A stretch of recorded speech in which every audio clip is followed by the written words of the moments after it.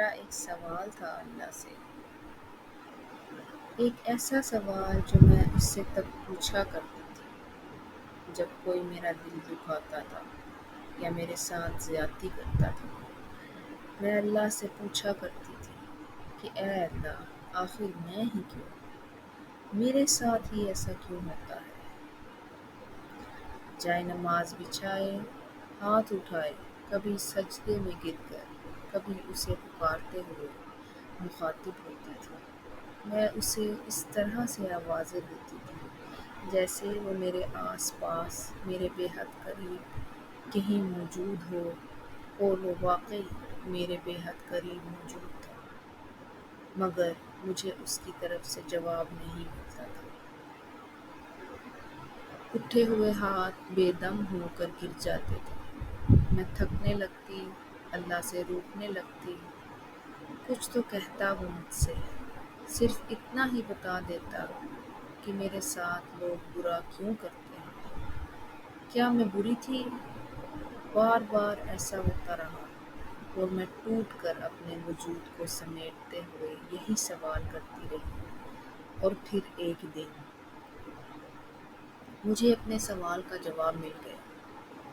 مجھے وہی جواب مل گیا جس کی مجھے تلاش تھی۔ ہاں، مجھے اپنی پہچان ہو گئی۔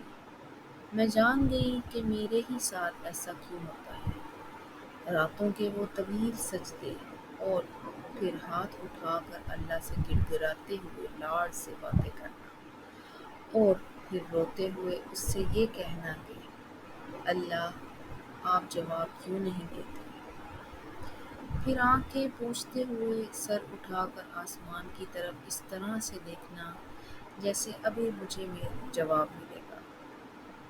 پھر جائے نماز پر سسکتے ہوئے لیٹ جانا، اور اپنے گرد ایسے بازو باندھ لینا جیسے کسی نے آغوش میں بھر لیا، اور پھر اللہ سے کہنا، اللہ، آپ سن رہے ہیں نا؟ میں بہت اکیلی ہوں۔ پر میں اکیلی نہیں تھی۔ میرے ساتھ اس وقت میرا رب میرے بے حد قریب موجود ہوتا تھا۔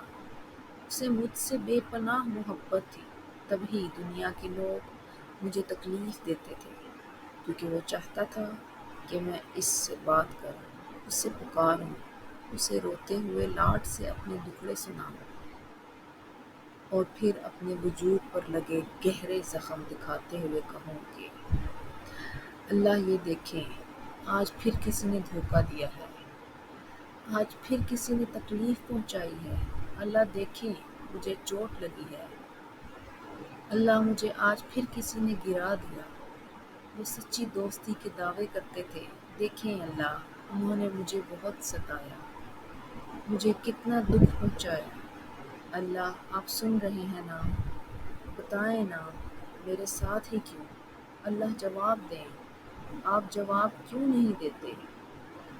رونے کے بعد میرے دل کو ایسے سکون مل جاتا تھا جیسے مجھے کسی نے اپنی آغوش میں بھر لیا ہو، اور سجدے میں مجھے ایسے لگنے لگتا تھا جیسے میں اس دنیا سے ہٹ کر بہت دور کسی ایسی جگہ پر موجود ہوں جہاں غم کا کوئی احساس ہی نہیں ہے۔ وہ میرے پاس تھا، مگر میں اس کے قریب نہیں تھی۔ وہ مجھے اپنے قریب کرنا چاہتا تھا، وہ مجھ سے ملاقات کرنا چاہتا تھا، اور میں اس کے پاس تب جاتی تھی جب مجھے ٹھوکریں لگتی تھی، جب مجھے زخم آتے تھے، جب دنیا کے لوگ مجھے نیچے گرا دیا کرتے تھے۔